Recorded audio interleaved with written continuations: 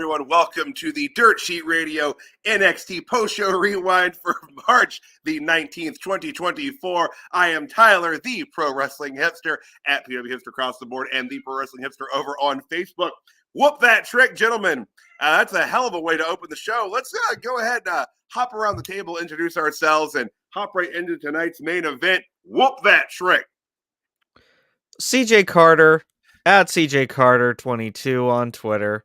Tyler, between Sam going full 316 over on SmackDown and your shenanigans with dog twerking, I think I've just about had it. Like, This is Dirt Sheet Radio, y'all. This is how we like to we like to keep it interesting, you know. Give the folks something to come back for. That dog's going viral. And my cat is threatening to knock over my ring light. No, Ziggy. Sir. Matthew Malik Wilson, 3NT Wrestling. Very pleased to be on the second show in a row with CJ starting off covering this face. That makes you it tells me that we're doing a very good job. Very good job. I haven't gotten on his nerves yet, but I see everybody else is doing my job for me and showing me the way. So I appreciate that. Oh, man, I wish I was still doing Impact on a regular basis so that you could follow me there, too.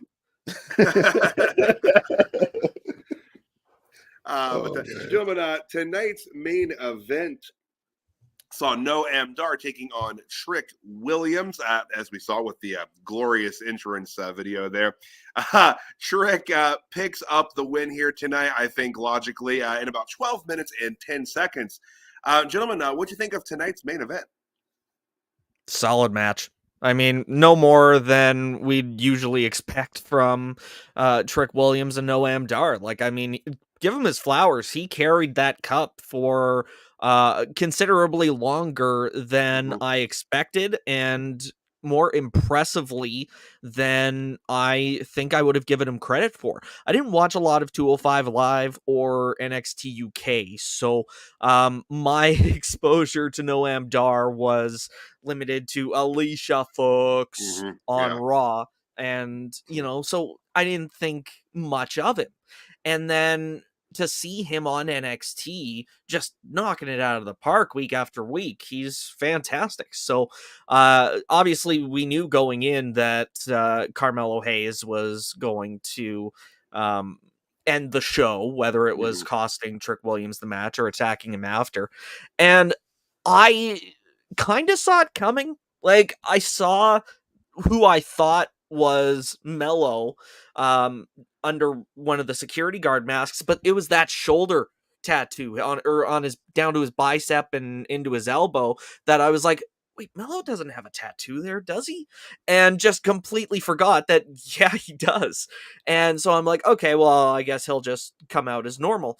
And then the imposter comes out the entrance, and I'm like, okay, well, that's definitely not Mello. Maybe that was. And then I see him taking off the mask, and it's different, but it was kind of it was an unfortunate victim of broadcasting. I'll put it like that. I think the camera just caught him at the wrong angle at the right time and kind of gave up the gig. Yeah, I agree, man. I thought it was a solid match. I am familiar with Noam Dar from 205. I used to watch 205 a lot for Enzo Amore. It was couldn't miss TV for me. So I'm really familiar with Noam and his work. I'm happy to see that they didn't just immediately job him out to Trick Williams, because you remember I had concerns about what would be next for him after he lost the Heritage Cup. So it's good that he did have a strong showing in the match. The ending of the match, like I'm with you, CJ, I kind of saw it coming. Great heel work from Mello to be disguised as one of the security security guards that he had. So I think it was great heel work. But I just think it's good to progress the story heading towards Stand and Deliver. Yeah, absolutely. Like, I agree with both of you. It was a little bit of a predictable angle, but there's nothing wrong with predictability. In wrestling, people call it out a lot. Like, it's all the matches on, X, Y, or Z pay-per-view went the way that people thought they would go. So what? That happens sometimes. Here's the thing, going into Star Wars, that, Luke's not going to die and he's going to blow up the Death Star. Speaking of A New Hope here, I'm not talking about the, new trilogy. We're not going to talk about that right now. But like, you know what I mean? Like there's predictability in storytelling, and that's across the board. That's, the hero's journey is the same story told over and over and over and over again. And it's just like, you can apply that here. There's nothing wrong with being able to guess an ending because, booking just for swerves and nothing else. That's what Russo did. It's not good. It's bad, bro. It's bad, and bro. even just to kind of build on top of that, like people that say, "Oh, wrestling is so predictable," are the same people that said Cody Rhodes was going to beat Roman Reigns at WrestleMania 39. And granted, the same people are still saying, "Oh, Cody's going to win at WrestleMania 40," and they're still going to have egg on their face if we are wrong, because I also think Cody's going to win. I also thought he was going to win last year. But the difference being, I understand that, there are a lot of times where you think the story's going one way and then they decide to book it another way. See, reasons like that, man, it's like why when WrestleMania season is here, I turned off dirt sheets and now work for one. But hey, like usually around this time is the reason why it's just the complaining, you know what I'm saying, coming from fans about how this is predictable. It's like they take the imagination out of wrestling, and that's what we got into it for. If I'm correct. I mean, of course, when we were kids and stuff like that, there's the blurred lines of kayfabe and what's real and what's not. But man, now we adults, man, keep the imagination in there, man. Keeps wrestling fun. Exactly. Yeah, there's absolutely that suspension of disbelief. And I think even, as jaded adult fans of professional wrestling, I think we're all still able to, get into that and achieve that. And it happens a lot. Like, it's funny because it's one of those things where it's like the kids kind of give me shit for it. Because it's like they see me get like way more into it than a 38-year-old man probably should be at times. And it's just like, hey, it is what it is, guys. But yeah, they're like, but wait, you explained that this was all pretty. I'm like, yeah, I know. I understand what I told you. I still feel it, guys. It still, it still speaks to your heart. God damn it. It's real to me. You're right. But even like, okay, so in the wake of the Cody Crybaby, whatever SmackDown was, I saw a lot of it's still real to me comments hurled my way, and intensity and emotion is not a bad thing. Like, I care enough about the things that are important in my life that I can keep a level head and be calm because I need to be. If I have an emotional outlet like professional wrestling that I can channel that emotion into and still unleash it in a healthy way, then eat shit. I'm gonna do what I want. Fuck you. Right. And plus the emotions what WWE is looking for. Like, that's exactly your reaction to something major that's important to you in your life, especially when it comes to WWE, is showing us that WWE is doing an excellent job. So it's not a bad thing at all to be emotional about because that's what we're here for. That's what unless if the storylines were irrelevant and we weren't meant to get emotional, they just put on 10, 15 matches a night. But that's not what they do. That's not what wrestling is for. So kudos to you, man. For real. Kudos. I appreciate that. No doubt. That's what we're here for, man. That's the whole point of it all. Like, I still like, talking about like, there were people, and we'll get right back on NXT, guys. Apologize.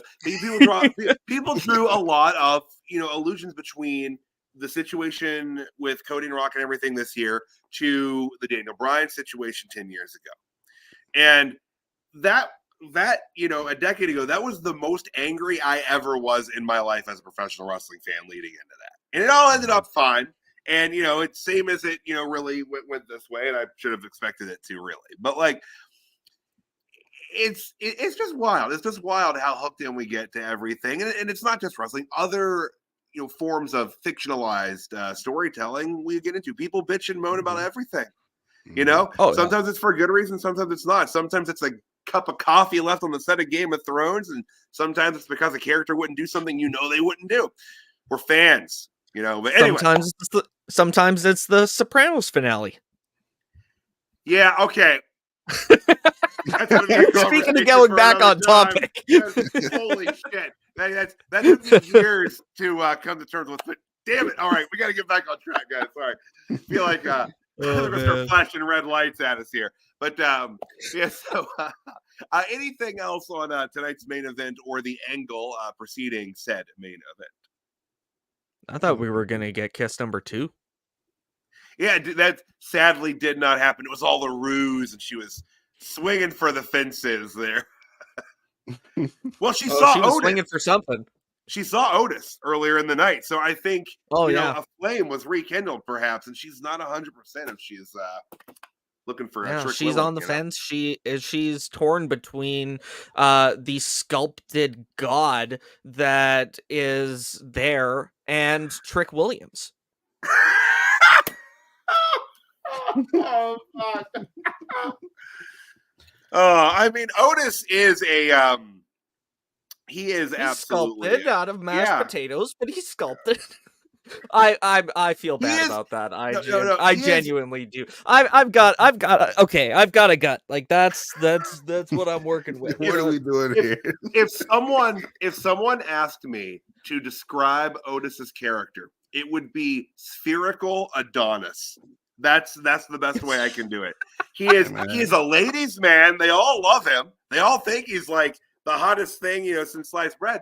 But he's a round fella. That being said, he can do things athletically that I could never even fathom doing myself. That man pulled Mandy Rose, man. Ain't no shade on his game at all. We love you. Ain't no shade on Otis' game at all. Otis is what I imagine happens to Kirby if he sucks up Chad Gable. Oh God, that's that. There you go. That's the clip. That that's the clip is the preview for the show tonight. That's that. The clip. Wow. Nah, because that's accurate. I want to make clear, like that is the highest tier compliment that I could give. Like his in-ring work is tremendous, and he has improved so much just working with Alpha Academy. Like he literally is Chad Gable, but just bigger.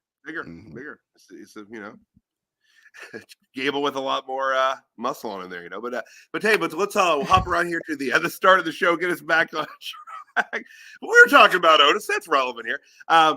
But the show opened tonight with Roxanne Perez taking on Tatum Paxley 1-on-1. Perez picks up the win in 4 minutes and 2 seconds. A little short for an opening match, but I thought this was a well-paced, pretty good opener here tonight. Both women looked great in the ring. Tatum didn't really look bad in defeat. Pretty solid, gentlemen. What did you think of the opening bout tonight? Great match. I mean, both women have just been tremendous week after week, consistently on a regular basis. And Tatum Paxley is so dialed in to this character of hers. And Roxanne, I love this. Sorry, I'm trying to. Are you okay, Roxanne, CJ? Sorry, I saw John. Yeah, we were losing in, you so there for a second. If he was. Your feed went a little choppy there right as you started talking, so we didn't really catch it. So if you want to hop back to what you're saying there. Okay, yeah, I will start over. I was also trying to multitask, so it probably didn't. But no, I thought it was a tremendous match. I thought that Roxanne Perez in particular, who I think I'm just going to start calling her Roxanne Perez, who lost the NXT Women's Championship in a match on April 1st, 2023. From now on, just to really dial in the fact that Roxanne Perez lost the NXT Women's title on April 1st, 2023. But no, it was a great match. Tatum Paxley is just super dialed in to this character, and it helps sell it that she is able to still go in the ring and defend her best friend slash I don't know what the hell they are. I don't think the champ knows either. But also this facet of Roxanne Perez, who lost to the NXT Women's title on April 1st, 2023, these facets of her heel character that are more vicious in nature as opposed to the childish, tantrumy tendencies that we were seeing earlier in her turn. I like where her character's at a lot more. I think it's a better look for her. And also she lost the women's championship on April 1st, 2023. So I'm until they Roxanne Perez. I have to protest every single time they say this. I'm going to try to remember to throw that in there every single time. It's in their own title history documented on their website. There's video footage of a conversation where he says they're not going to vacate the championship and that she would defend it at Stand and Deliver on April 1st, 2023. You know who won that match? Indy Hartwell. You know who's Indy Hartwell? Not Roxanne Perez. Ergo, she lost the championship on April 1st, 2023. CJ, would you feel better if she said like she wasn't pinned or submitted for the championship? Like, is this guys? What happened? I blacked out. What happened? Brother, it's all right. It's all right. Oh god. Okay, yeah. Let's. Hey, Matthew, what did you think of the match? I'm not following that. Hey, look, I'm not following that. We can move on. That's cool. All I wanted to say was I had notes. I'm scrapping my notes. All I was going to say was I enjoyed this Roxanne Perez heel thing. I was going to gauge the meter of how you guys felt about it this week. I was actually going to ask more questions than I had something to say, but CJ answered them for me. I see what the thing is that bothers him the most. So this is what I enjoy about the Roxanne Perez heel turn, people. I was trying to tell you guys when I first got here. I knew the progression of this was going to get more and more and more. But I will say this in all seriousness. It was a great match. Mm-hmm. I appreciated Roxanne working more off of her attack of Lyra last week by attacking the shoulder on Tatum. I thought that was dope. So yeah, I'm gonna pass it on from here. I just not going to go too much longer after CJ's right, which was awesome, by the way. Agreed. That is very difficult to follow. I will just kind of say in agreement. I guess. Go ahead. No, I need to think before I speak. Sometimes, you do not. That's how the gold comes out, man. That was awesome. First rule of improv, man. You do not think about it; it just flows. That's freeform thought. But I don't tent this up, by the way. Like, it's not like once the floodgates open, it just all pours out. It was crazy though. I just get caught up in the moment, and that's what happens. I literally was watching her say that I never lost the belt, and I was like, CJ is gonna go ape shit when he hears it. That's like just my first thought. When I heard her say it again, I was like, yep, there it goes. Yeah, it's awesome. I mean, she is a heel. Lying is, is definitely something she should be doing. Like, but Debbie, I'll just agree with you. Like, her heel turn is going very well. You said this last week. I like that she's not using Pop Rocks as the sole finish. She's doing that into the crossface. Looks a little more brutal. Looks a little more, sadistic. I kind of wish she would stop doing Pop Rocks entirely. As much as I love seeing the move done, did they change her music after the match, or is that just me? Because the vocals on the track were pitched down. Interesting. But they were normal during her entrance, but they were pitched down after the match. So do you think they were switching her theme, or does she have like kind of a different outro versus intro? No, because that's the first time I noticed it ever. It had always been at the same pitch. So I think it was just kind of shoehorned in there. Same thing with the D'Angelo theme. We'll talk about it later, but they came out to new music, but it still had that same intro. So I wonder if they're going to change her theme even more, or if that's the final product, just the exact same music, but pitched down vocals. Slightly mixed different, yeah. We'll see. Maybe we got a whole bunch of new themes coming out. Which, hey, Riley Osborne lost his theme. He had a killer theme, and he came out to Chase You. Yep, I don't hate the Chase You theme, but he had an identity outside the school. That's what college does, man. It changes you. It changes you. But back to we had Metaphor in the back having a little chat talking about the main event that we would see tonight, and they were approached by Alpha Academy, who said they were in NXT on some business days. You used to. The Brazzers logo is really what makes with that. The Brazzers logo. Come on, John. God, I love doing this show. What? Okay. We got twerking dogs. We got Brazzers logo.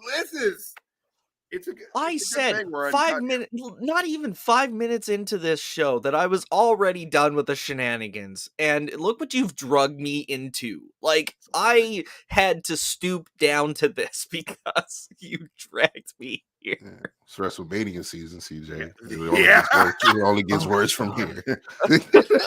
We haven't even found the ditch yet. This is a wild ride, sir. This is big Raw after Mania vibes, what's going on here tonight. I have to just put that out there. We're already in that mindset. The next 2 weeks are just going to be crazy for everybody. Oh, my God. Insane. Oh, damn. But yeah, again, this played off of the fatal attraction between Lash Legend and Otis. I mean, how can you not? How can you not? But a pretty standard little pseudo comedy segment. Set up a couple things like the Alpha Academy. We'll talk about it a little bit more. Looking to try to work their way into the tag team scene down in NXT. One thing that bugged me about this segment was this was the first time we've seen Maxine Dupree since Candice LeRae tore a strip into her on Raw, and she wasn't phased. Like, I've mentioned before about how the translation or the presentation of character from the main roster to NXT or vice versa should be consistent. And I mean, yes, this was also 8 days ago that she said that to her, but those were some pretty like harsh, very harsh. Like, I get what they were going for with kind of the commentary on the crowds booing her, but I don't even think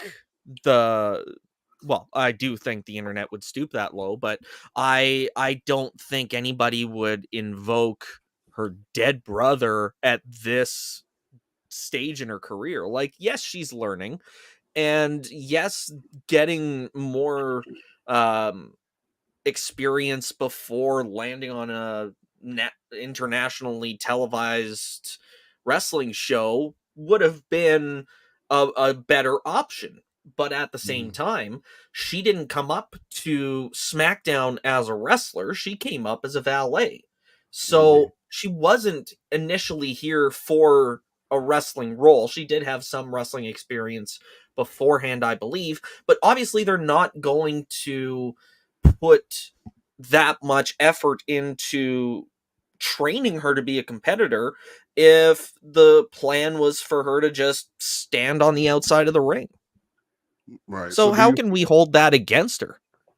Yeah. So, Oh, do you feel like they should have like kind of kept her off TV until she was able to face Candice LeRae directly about that? Because I'm with you. Like, it was kind of weird that she just kind of popped up with them and everything's okay. You know what I'm saying? And you're not like in wrestling gear either, which is a little bit now that you bring it up. It was like, well, so did you get demoted?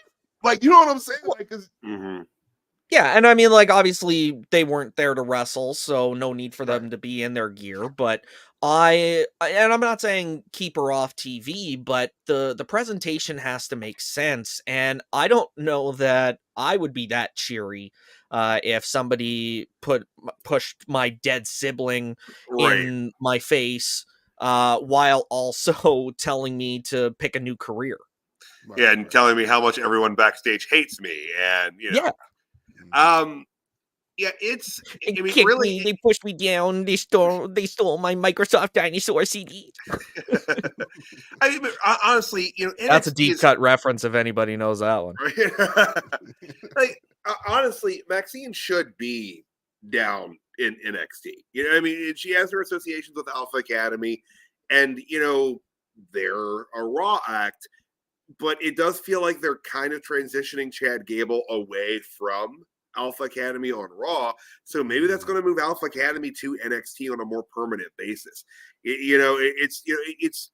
I said this, a couple times in a couple different places, but I said Renee Dupree.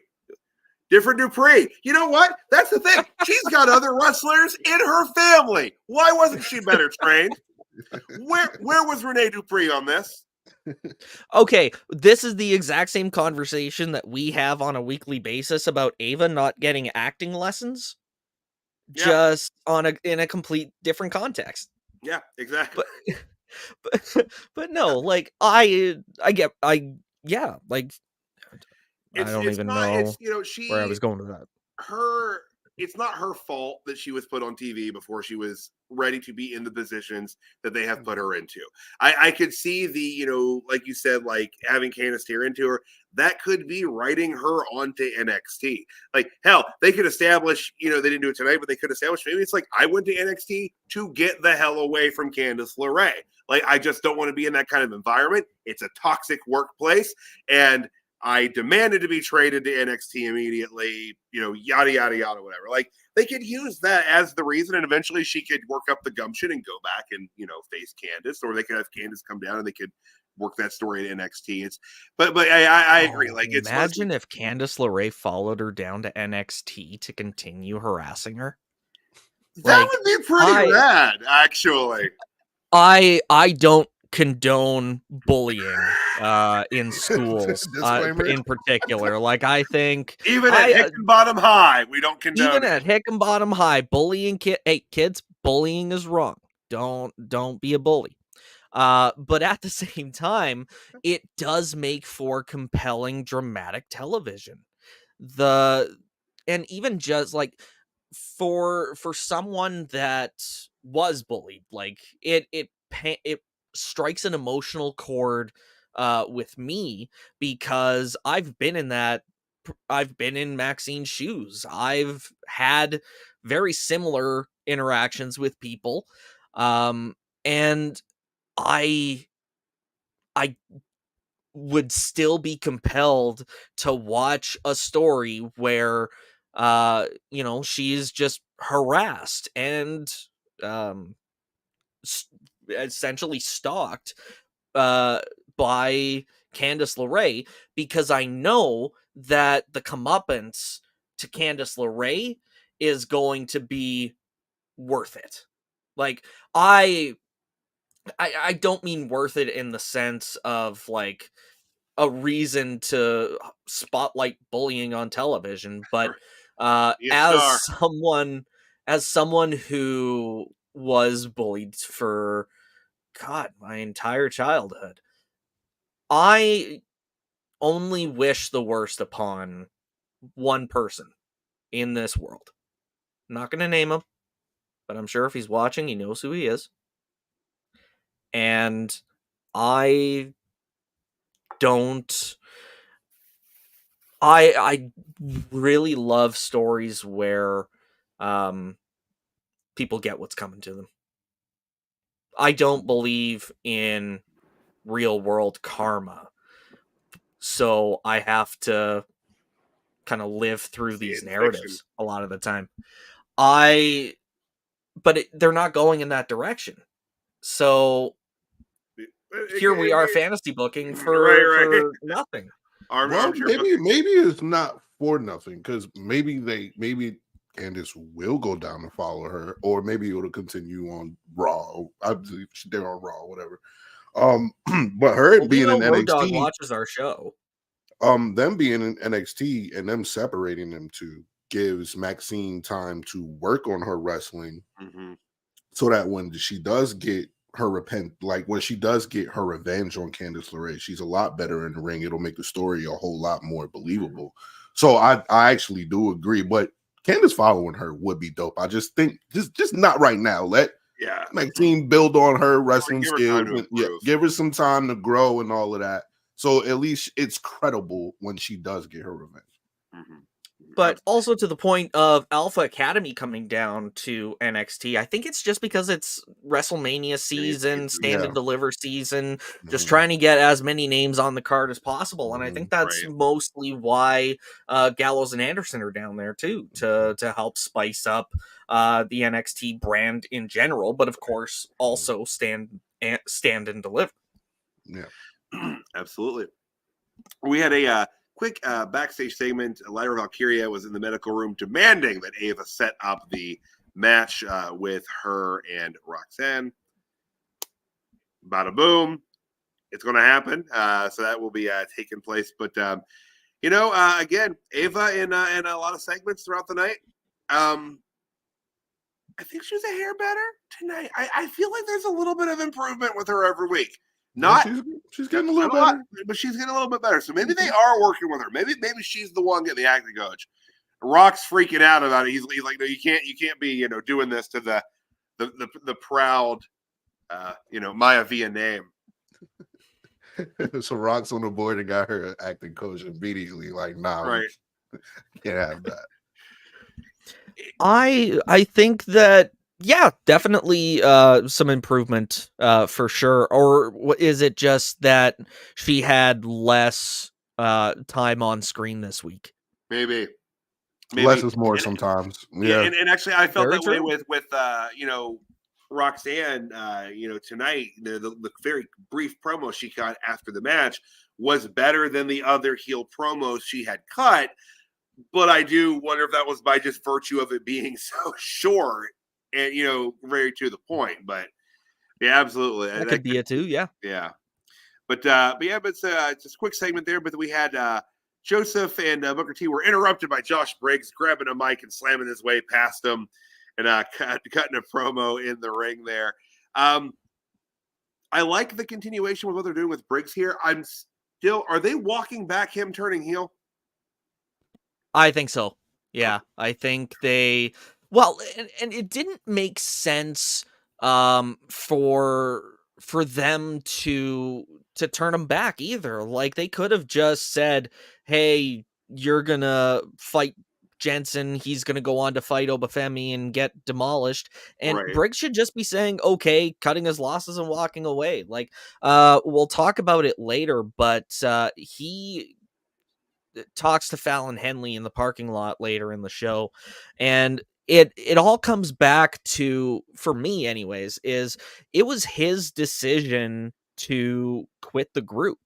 So the fact that Josh Briggs is coming to his defense, unfortunately, like it makes sense that he would do that, but booking wise, they've shot themselves in the foot. They have a guy who is the worst of the three promos when it came to the promos between Oba Femi, Dijak, and Josh Briggs. Like, he tried to chime in with that Shaft reference and just got demolished by Dijak.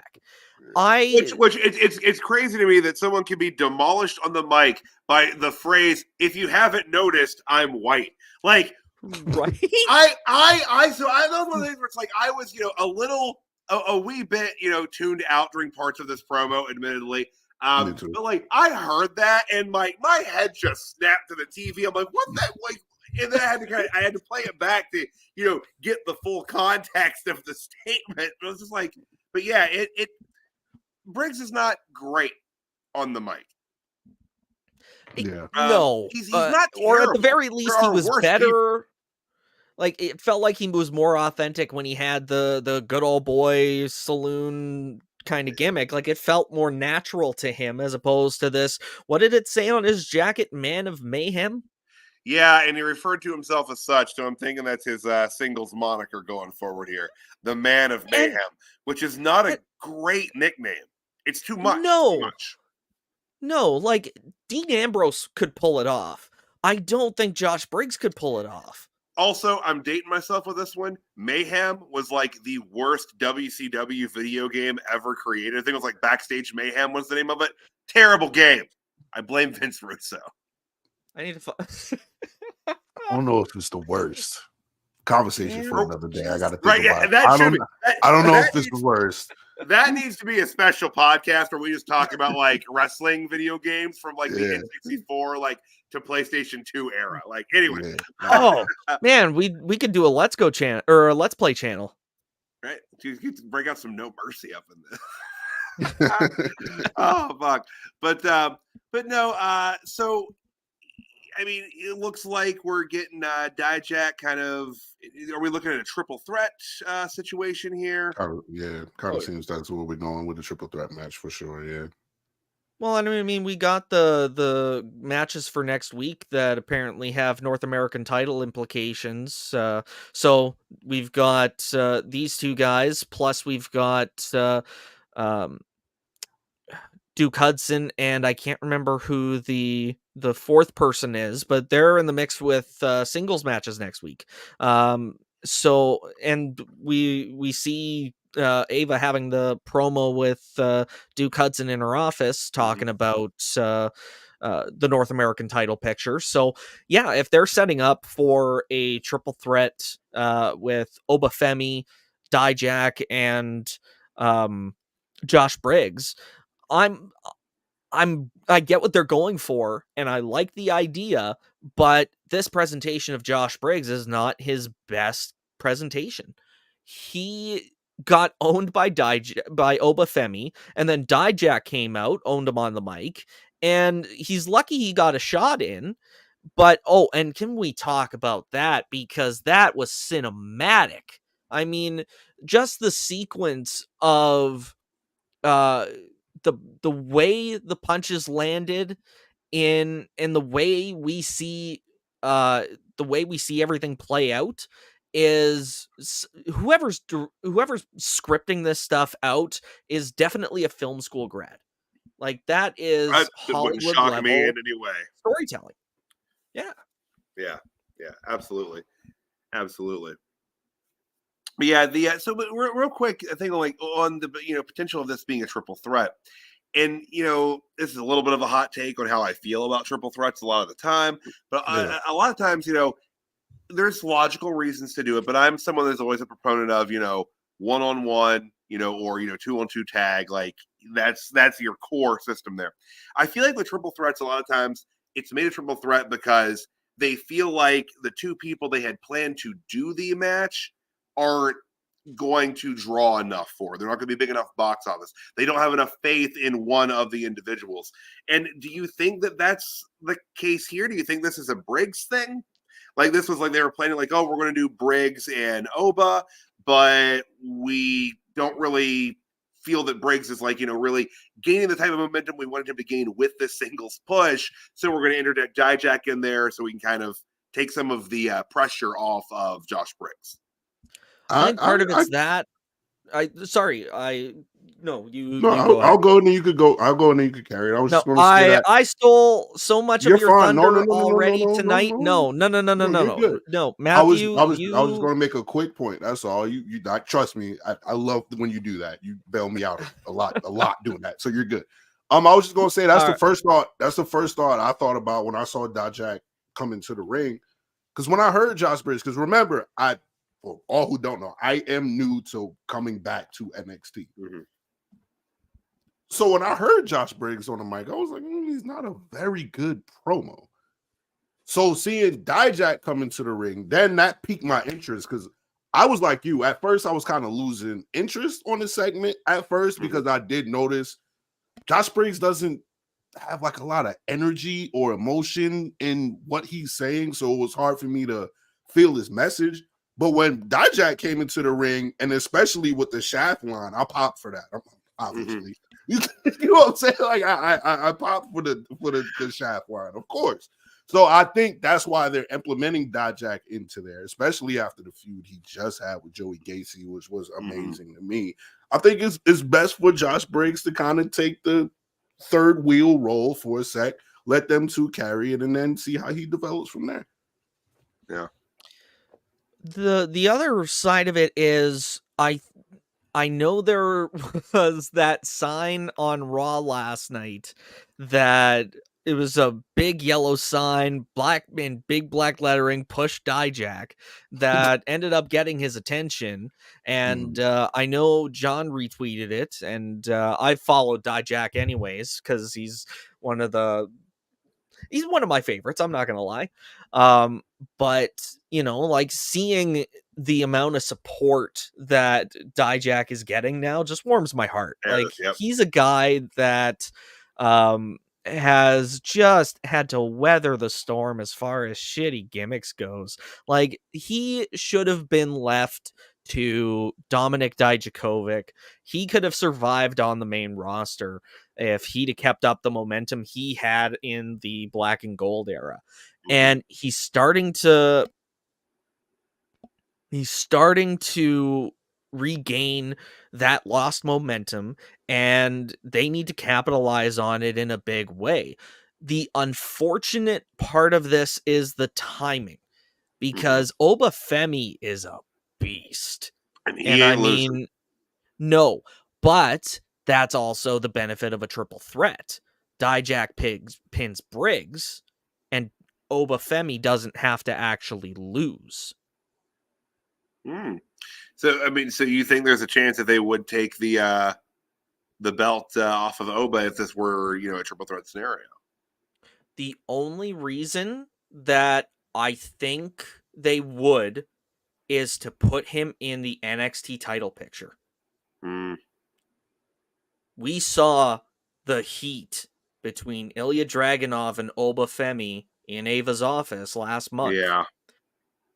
You, me, Soup, we said it. That was heat. That was fire. That is a match that I didn't know I wanted to see until it was staring me right in the face. So you want to capitalize on the Dijak momentum, and you want to capitalize on Oba Femi's momentum. You do that at the same time. We have Tony D lose at Stand and Deliver, which is really unfortunate, but I think he'll be able to recover. Right. Ilya retains, goes on to feud with Oba Femi. Dijak is your new North American champion. He beats Josh Briggs, which sets off Oba Femi because he's pissed. He never lost the title, but he's no longer the champion. So he goes on a tear. And then actually, again, never lost. Now, could he say he never lost the title? He could say he never lost the title. Unfortunately, the same cannot be said for Roxanne Perez, who lost her title on April 1st, 2023. Good job, Tyler. I like that. Yeah.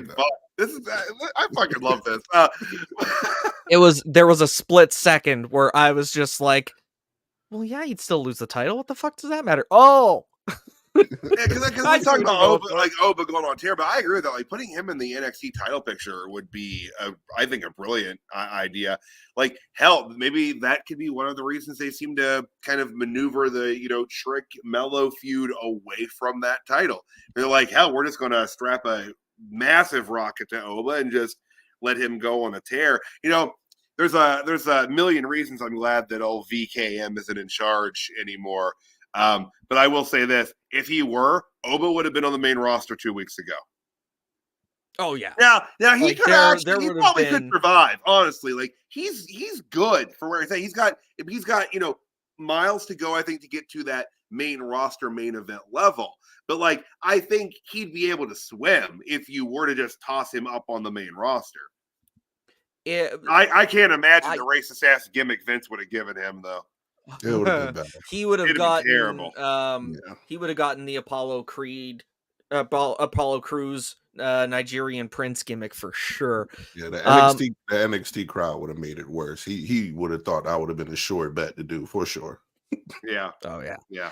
And I don't disagree that he needs time before he's main roster, main event level bound, but I don't think he's main roster level ready as he is. Like I think the only way he would have been able to survive a sudden push to the main roster a la VKM is if they would have put him in the Austin Theory role of getting pushed into the US title, getting pushed into Money in the Bank, because Oba Femi as he is right now is still credible.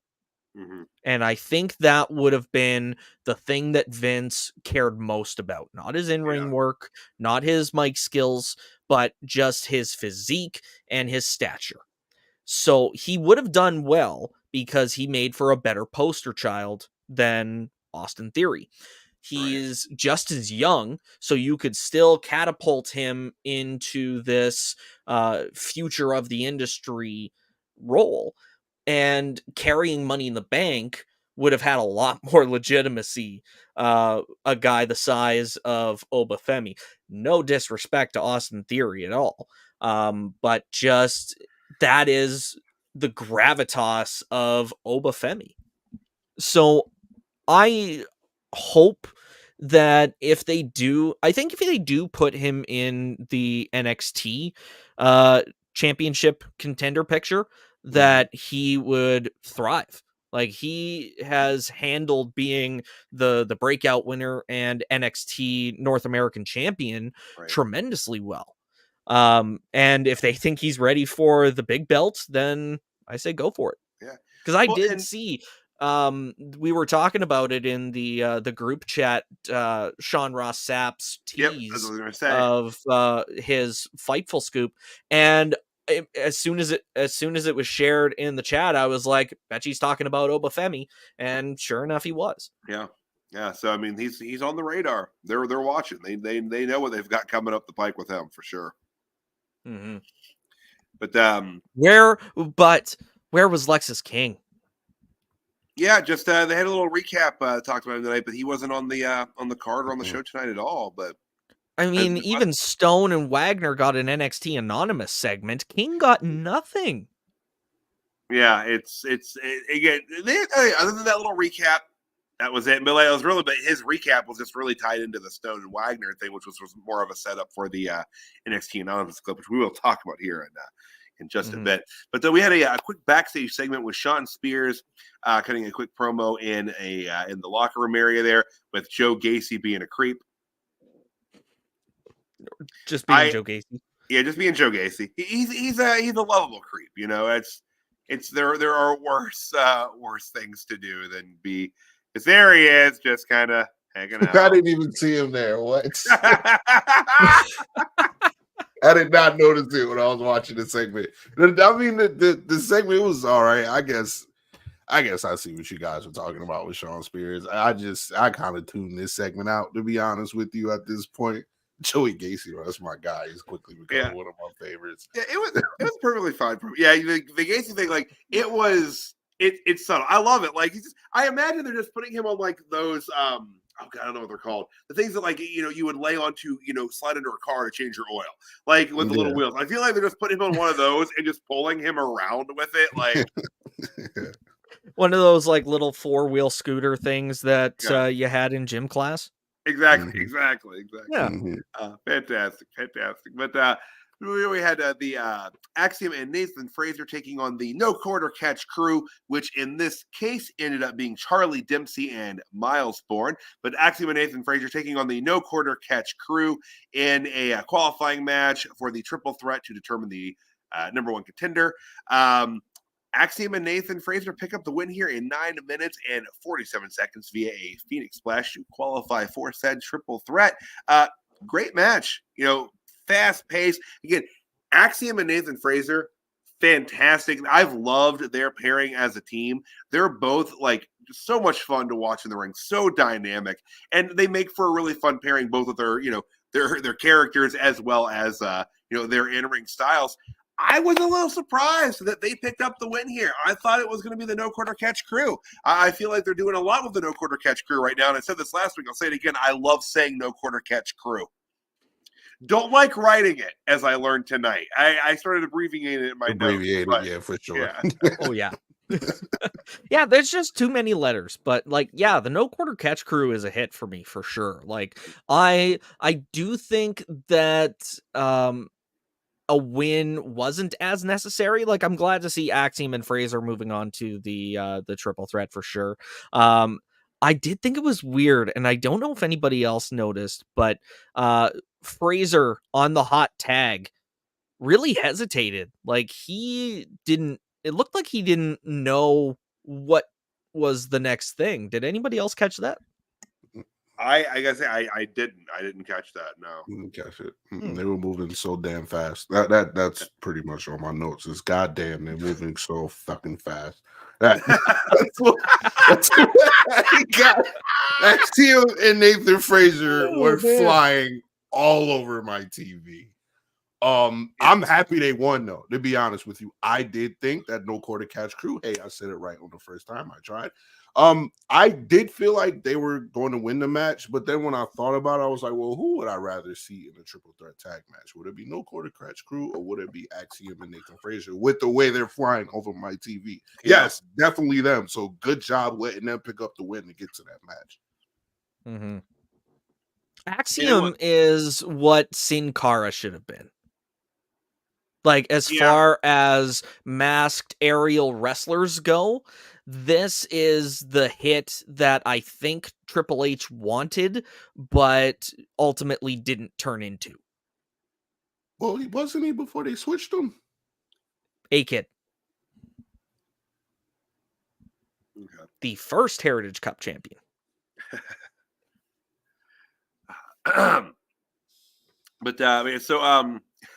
Again, great match. Looking forward to that triple threat. And Anthony, you're right, man. Like that's who you want in there. They're gonna create a lot of movement in that match.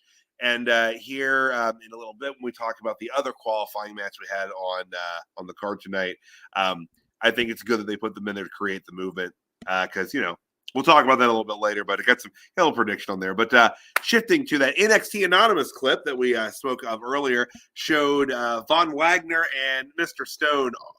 Not so much arguing, it was really just Stone impetuously screaming at Von Wagner, being angry that he was carried out all of the bodyguard, which I think I actually said last week, which is what that looked like. Yeah.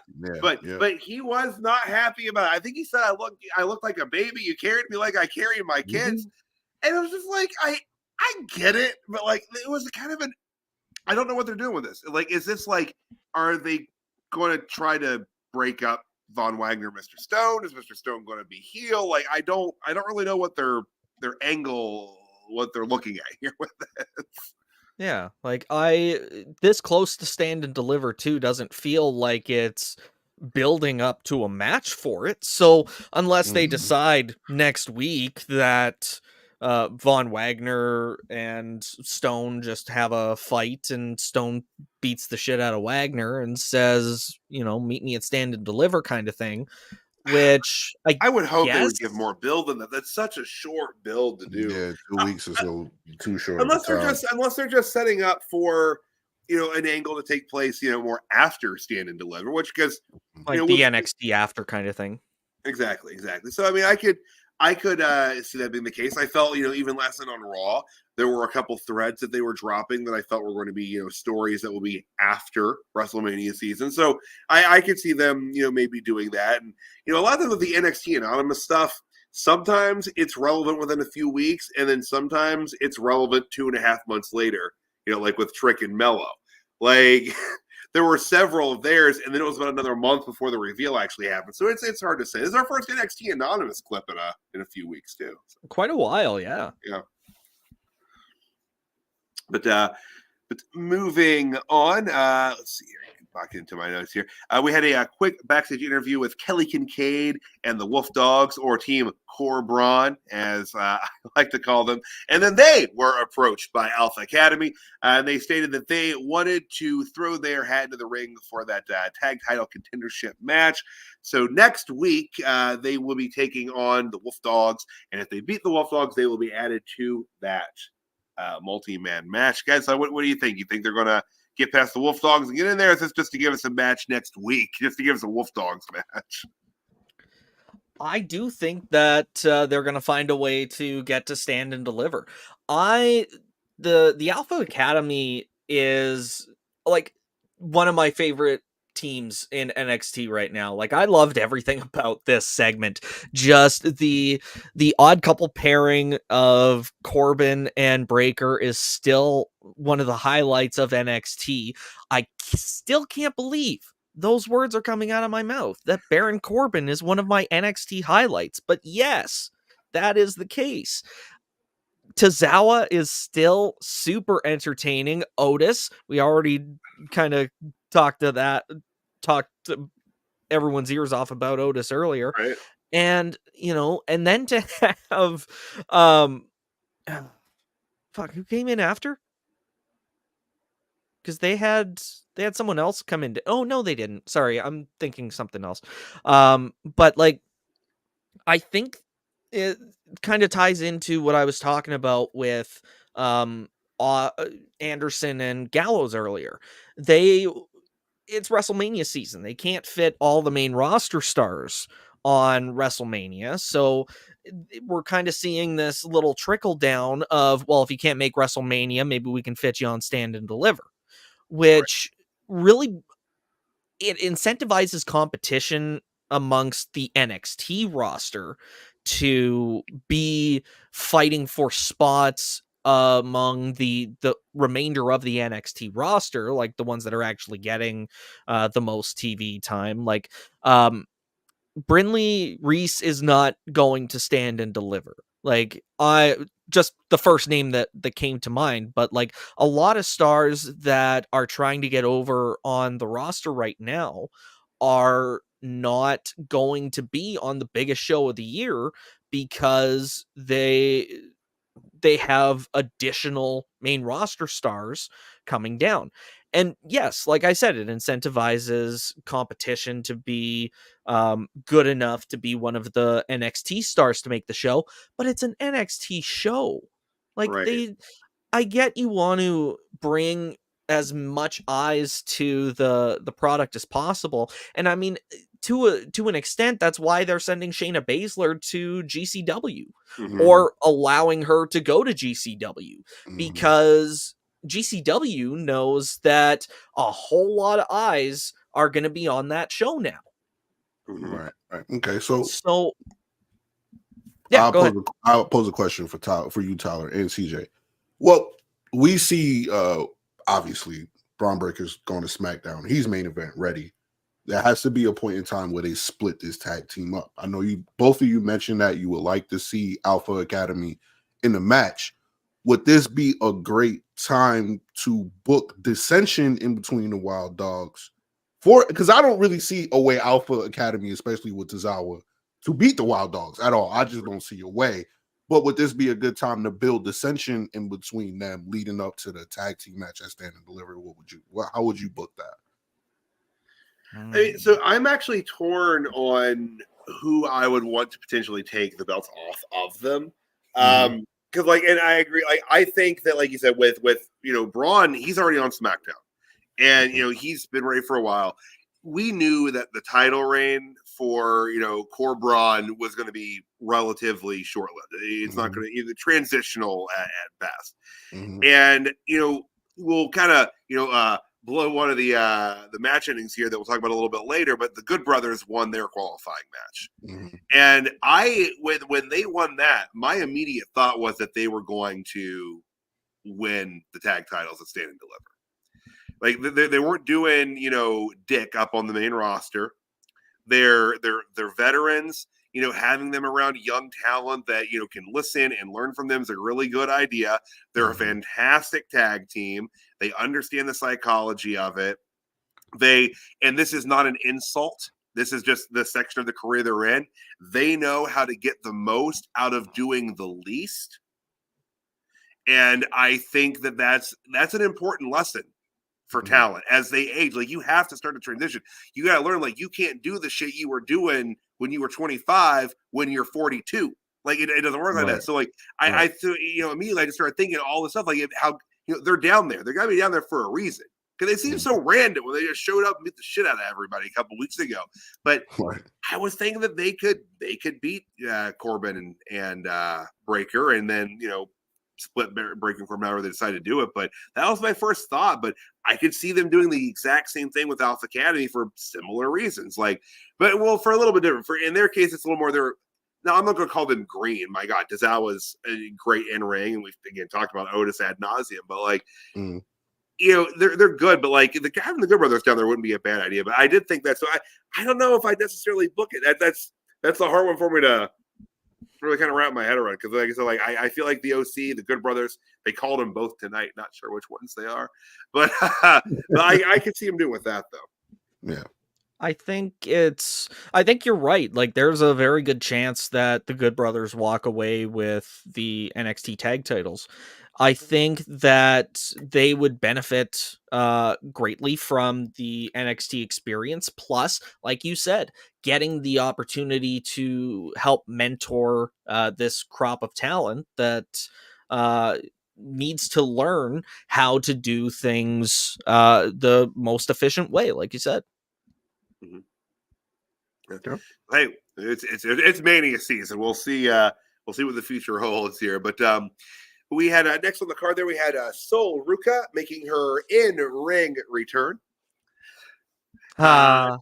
Taking on Brinley Reece. And I knew that CJ was gonna be excited to see Sol back in the ring tonight. I don't simp, but I simp for Sol Ruca. I'm just gonna come right out and say it. That is it's not that it's I want to make perfectly clear, like, it's an attraction because of her in-ring capability. Like, I see star written all over her, and not in the Ridge Holland joke from the group chat earlier in Little Insider Baseball. Hell yeah. So, when you started going on this, I really was expecting the woo-woo sound to come out of you there for a second. Like, you were very excited. Woo.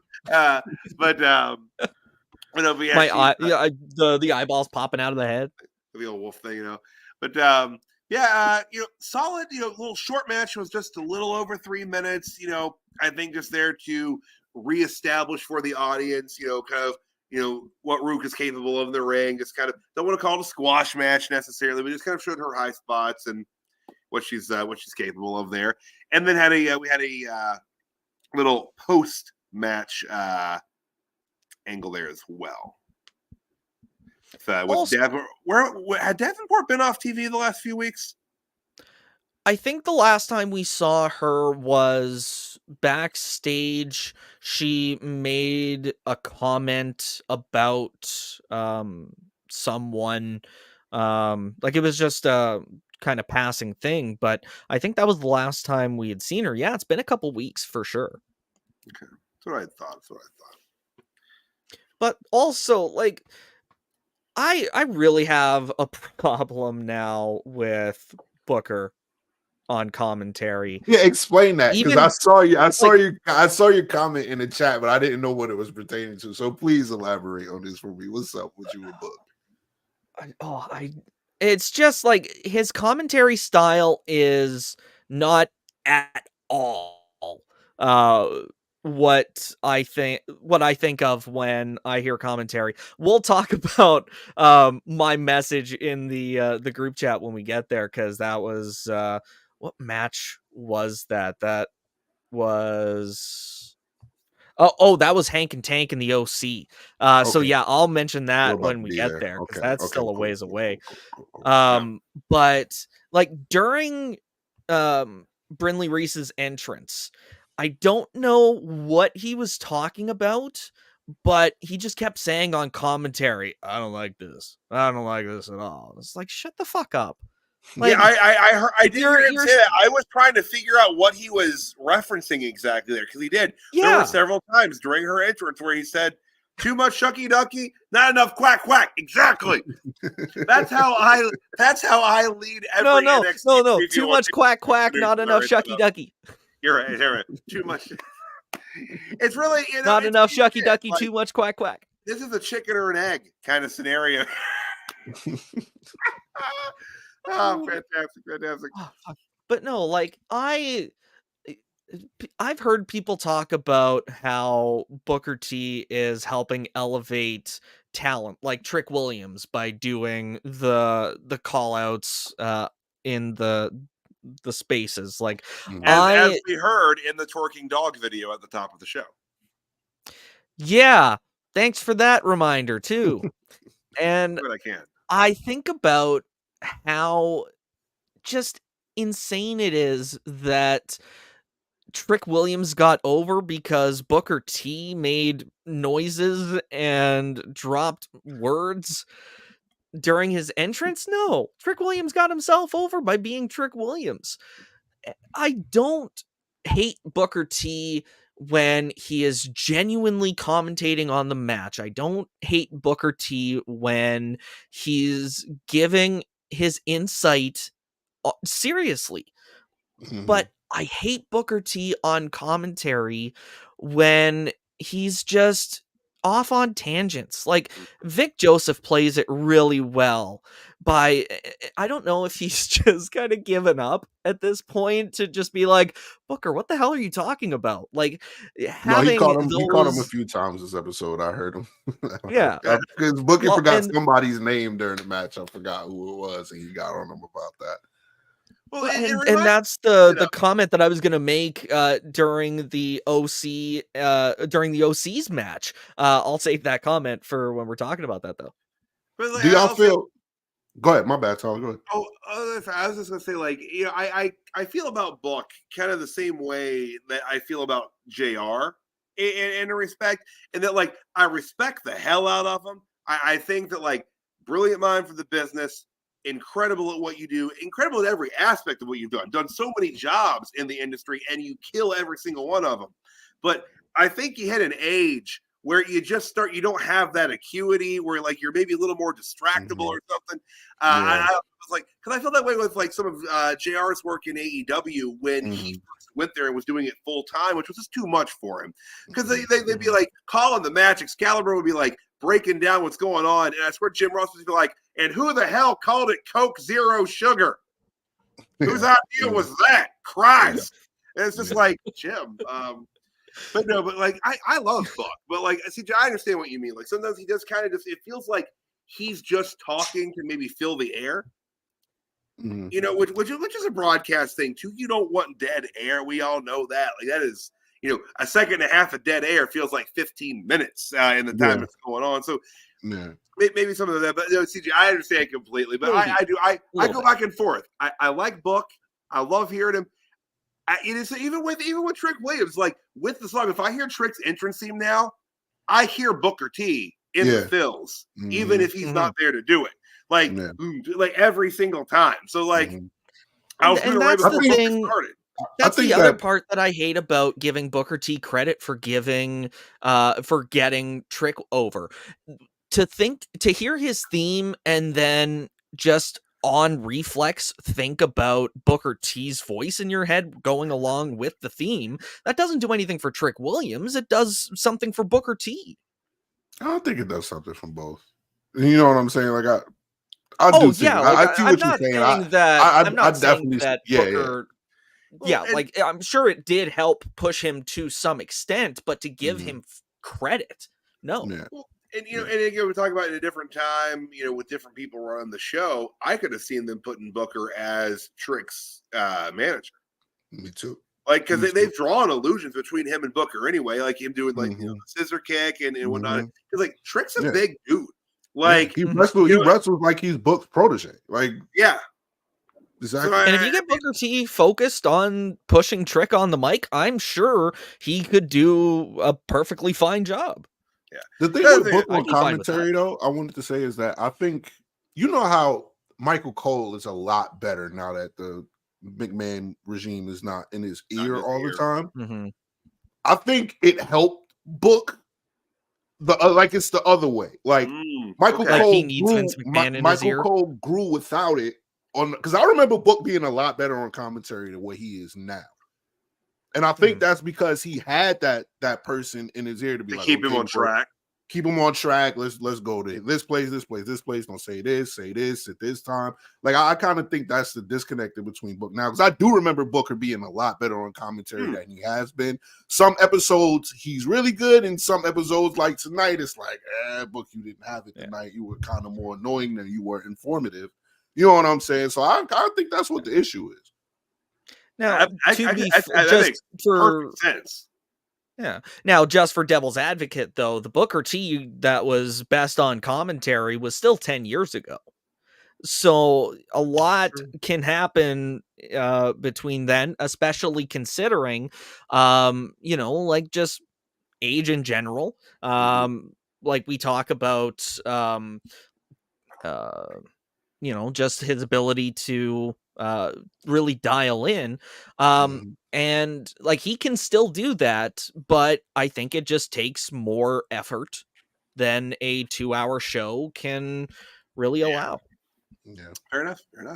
But moving on back through the show tonight, we had the D'Angelo family in-ring segment. Again, as CJ mentioned earlier, new entrance music for the family. Hyping their match. They officially established that Luca Crucifino is on their, I guess, on retainer for them. He's their lawyer now, so which is a good fit for him. Yeah, good fit. Like when they had the breakout tournament, he was the one like we all remembered him after that first like quick showing of Competitors because he was kind of the only one that had like a gimmick.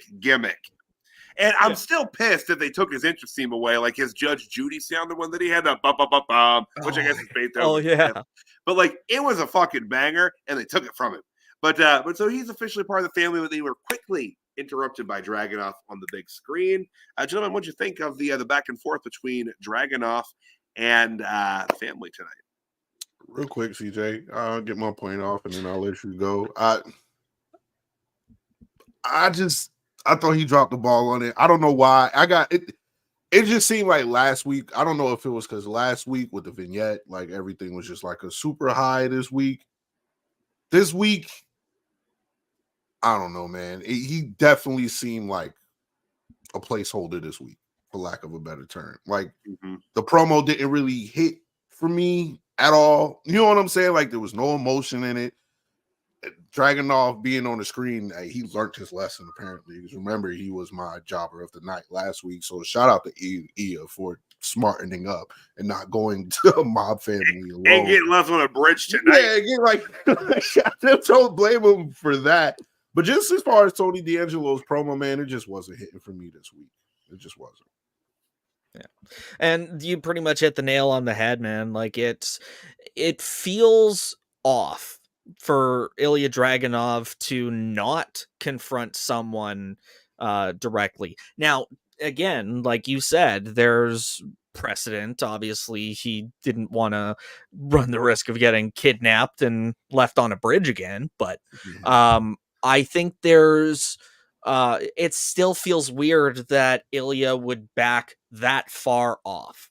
Like there's a difference between not coming to the top of the entrance ramp and not showing up in the building at all. Mm-hmm. Right. So that's not an Ilya Dragunov I'm used to seeing. That's not an Ilya Dragunov I like seeing. And I hope that that's an Ilya Dragunov I never have to see again. Yeah, it Kinda was like a really awkward Bret Hart best there is, best there has, best there ever will be. Yeah, it was a much weaker promo, I think, from both of them, honestly. And like I like Dragunov a lot, but I do go a little bit back and forth on how I feel about his, I guess, the way he emotes on screen. I feel like he leans into that very clenched up anger space a little too much. Kind of like how, for a long time, all wrestlers all yelled. They all yelled in their promos. Everybody fucking yelled in the 80s, except for Jake the Snake. He was the only one like talking quietly, which is why you remember his promos. Well, also because he didn't want to startle his giant fucking snake. That's a good point. Yeah, Duck Wild Snake's right there, man. You don't startle him. Damien will come right out there and just tear your fucking eye out, brother. You will know what happened. I don't even know if solid anybody impression by the way. Well done. Pretty good. Thank you. But sorry, I completely fell off my train of thought with that. But sorry, we were talking about the promos and emoting there. Sometimes with the way he emotes in his promos, I think he goes to that intense anger too much. But yeah, the promo tonight overall just wasn't strong from either guy. Like you said, unfortunately, D'Angelo really did, man. He felt like he's just a placeholder. You're just there till we can get the Femi feud because that's a coming. Like, if we're right about what we fantasy book tonight on here, but like, I feel that way. It was not a terrible promo. It wasn't like cringy or anything like that. It just it wasn't the strongest showing from either individual. Which is really unfortunate because God, that music just really emphasizes perfectly this character change in the D'Angelo family. Like we're gonna see a much more serious Don, and so that really means they have to change those fucking character models of him in a goddamn blue tracksuit because that's not the Don anymore. No, also, you're right. The NXT champion has a goatee now. He's not the fresh-faced baby that sits in his character model anymore. He needs it. He needs that update. Those bad. updated bad. They both do. Yeah, they do. I agree with that. Like, buy, stand, and deliver. By next week. I hope that they've changed those graphics. And next week, Dragunov will be taking on Stax. So we'll see if they feel like they're doing a more serious turn here, which is good because they did a lot of comedy angles with them, a lot of implausible story angles with the family over the last couple of years involving Trunks and Lakes and and whatnot. Jail. I mean, jail. That was fun though. That was a fun time. That was that was the first time anyone was ever like jail. That was a fun time. Dumb would never say that. It changed him. But anyway, I think we'll hop back into the card here. We had Drew Gulak representing the No Quarter Catch crew, defending the Heritage Cup against one Riley Osborne of Chase U. And like you said earlier, CJ, unfortunately, Riley Osborne lost his theme. His identity has just been sucked into the blob that is Chase U. Thea Hale regressed. Riley Osborne lost his identity. Andre Chase doesn't look like shit anymore. I feel like Duke Hudson still carries around a trophy that he got in college. Everything's coming up Millhouse. It's fantastic for him right now. It's a good time to be enrolled in Chase U. They've got their financial assistance fixed and everything. Like it's good. But no, I think this went as expected. Drew Gulak retains the Heritage Cup for the No Quarter Catch crew in 11 minutes and 49 seconds total time with all the rounds there.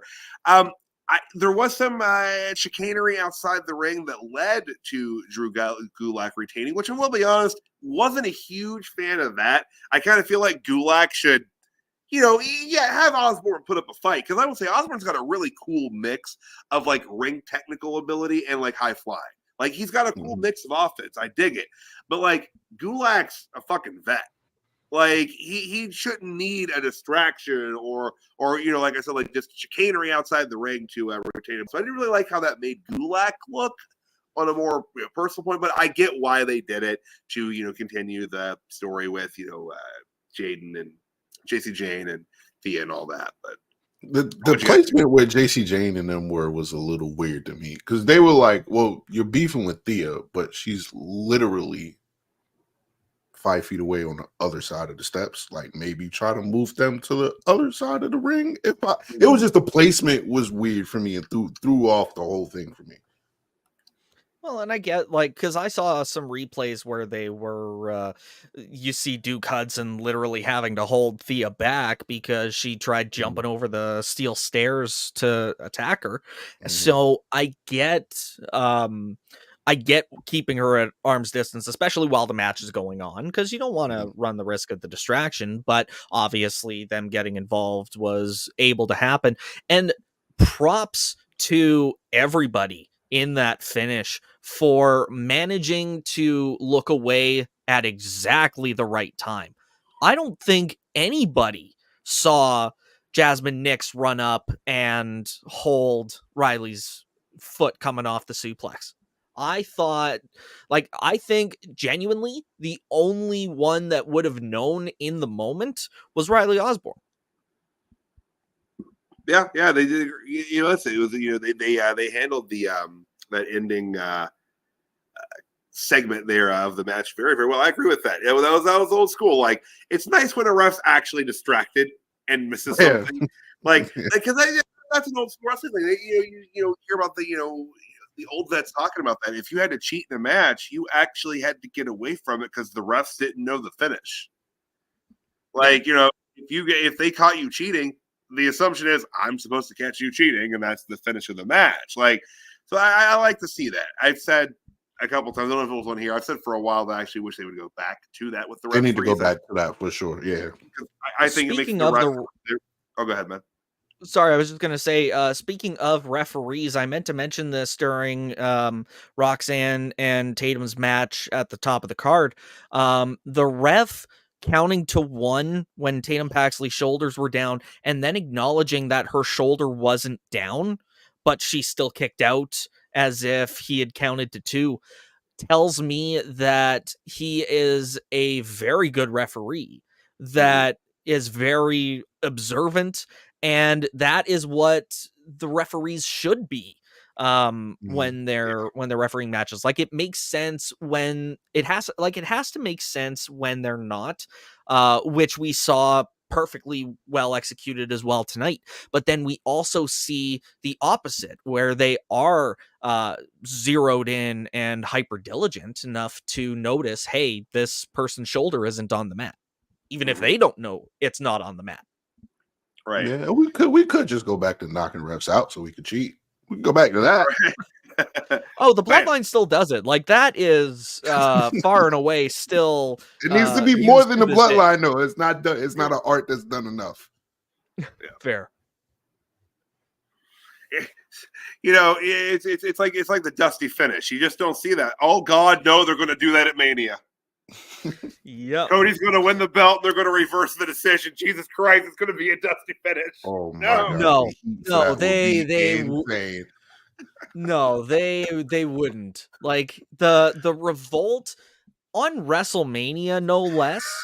Like you're telling me that the biggest event of the year is going to end in a dusty finish. I had this thought last night while I was watching Nia Jax versus Becky Lynch, thinking about whether there was a time that a last man standing match ended in a draw. Neither competitor got back to their feet.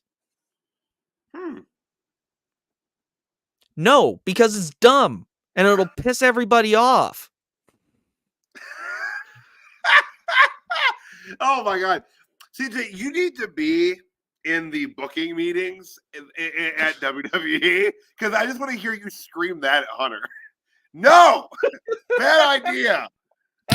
They needed you in the booking room for the 2004 Royal Rumble. They had had a much happier crowd in Philadelphia when Triple H and Shawn Michaels laid down for that double 10 count. That sucked. So you're right. Oh, they did do it then. Okay. So there you go. There's the Fun one. fact, I didn't start watching wrestling until 2004, but it was SummerSlam.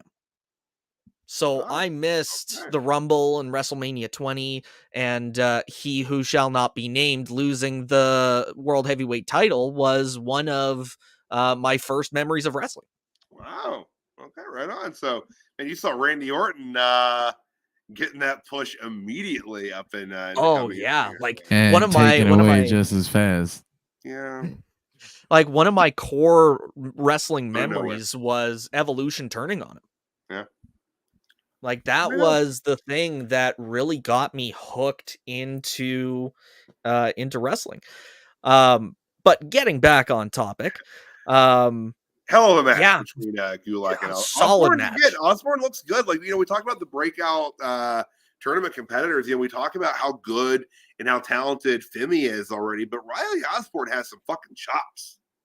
Oh, absolutely. He is obviously they've strapped a rocket to Oba Femi and Riley Osborne wasn't going to get the same treatment, but I do think that he's got a bright future ahead of him. But unfortunately it might be in the tag team division, but I think that if they do decide to give him the North American title in the next year, if they keep him up with this momentum, then I think he's got a solid chance. Oh, absolutely. But so backstage, we had Ava on the phone talking about the Wolf Dogs Alpha Academy match taking place next week. So with the chicanery that happened in the ring, Thea Hale was quite angry about everything going on with Nyx. Her facial expressions, by the way, are one of my favorite things about her as a performer. Like, meme worthy week after week is Thea Hale.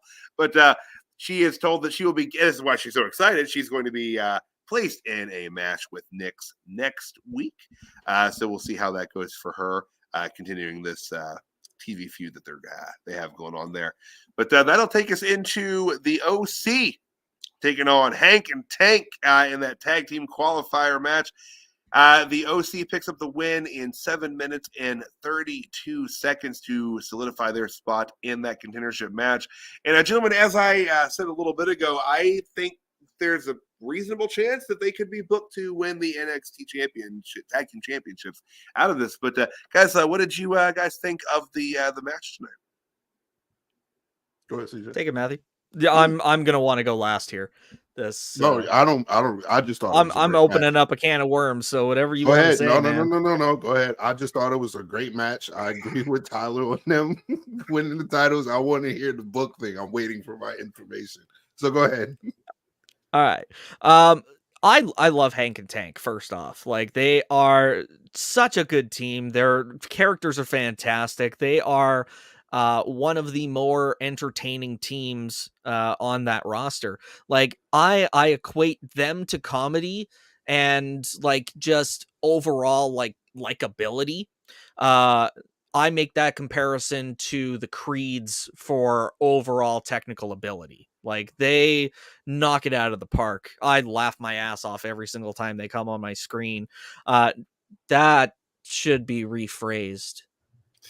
Anyways, but they weren't going to win this match. Right. Period. Gallows and Anderson were headed to stand and deliver. That's just how it shakes out.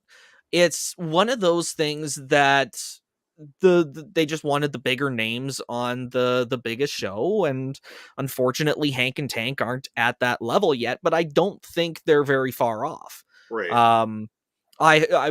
If they carry on the momentum that they've got and just keep biding their time, I think they very well could wind up NXT tag team champions.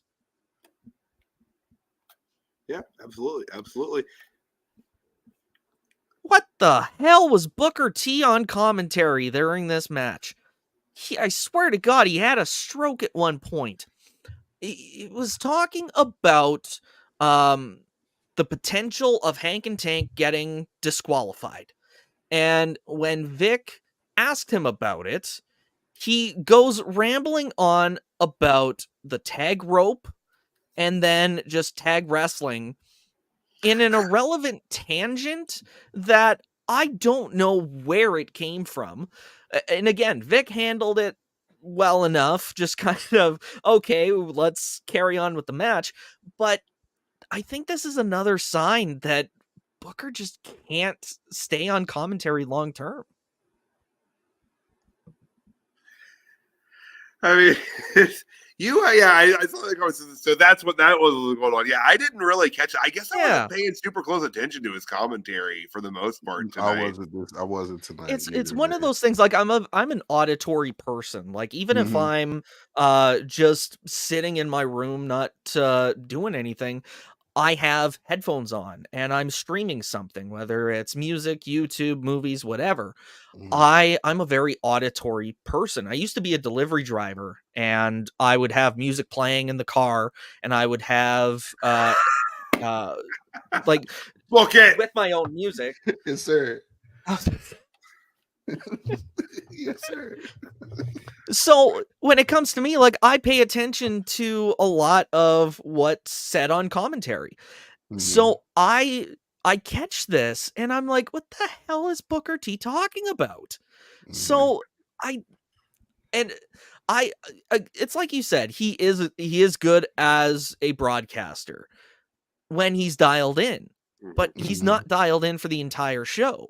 Which is He crazy is because he sounds excellent on his podcast. Like when I watch him on his podcast, he's very, very knowledgeable. He knows exactly what he's talking about. He's able to break down stories and matches and all types of stuff, but it's just not translating to the commentary table lately. I think it's because it's a different context. You know, like this is Mhm. Booker T being able to go on his show and not have to push any sort of WWE thing. He can Mhm. just talk about whatever he wants to talk about. Right, right. And that plus the NXT environment I think is like to his credit, he is very passionate even when he's rambling, and people do connect with that passion, and I think that's where a lot of the support he gets from the WWE fans for his commentary when they come to his defense. And that's it. So on his podcast, he doesn't have to have that energy. He can take it at his own pace and think about what he's saying, even if it's just buzzwords to stir up CM Punk clickbait articles. But he can do that because it's his show. Right, right. I guess I'll tune him out because I don't know if it's just because like I don't expect Booker to be great on commentary. So I hear Vic more than I hear Booker. Like, okay, I'm gonna pay attention to Vic's storytelling skills, and because you're the one that's keeping people interested in the match. Like he's like the Michael Cole role. Like you're the one that's doing the story and telling us the backstory while the match is going on, getting us all caught up. So the match is entertaining and everything makes sense.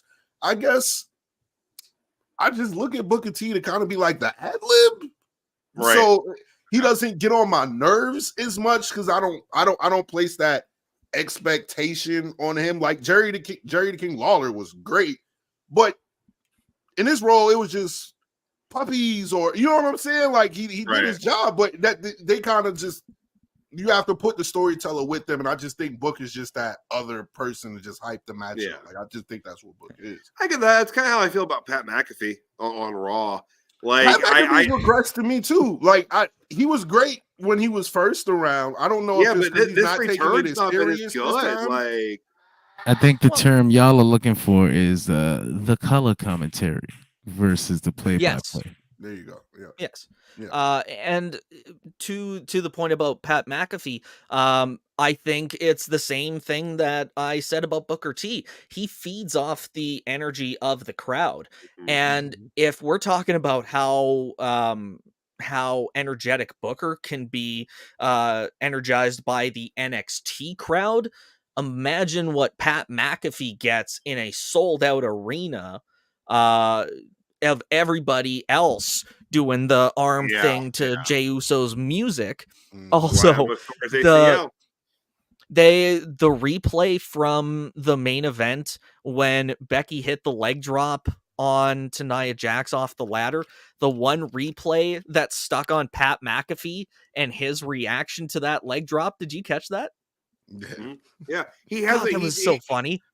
He does have an everyman, aspect to him on his commentary. But well, even on his podcast, maybe they should bring the NXT commentary to a 3-man team. Maybe I think that will suit Book a little bit better. I know they got rid of that, but I think that maybe that'll work for him. We'll just have him on PLEs. Yeah, could be it.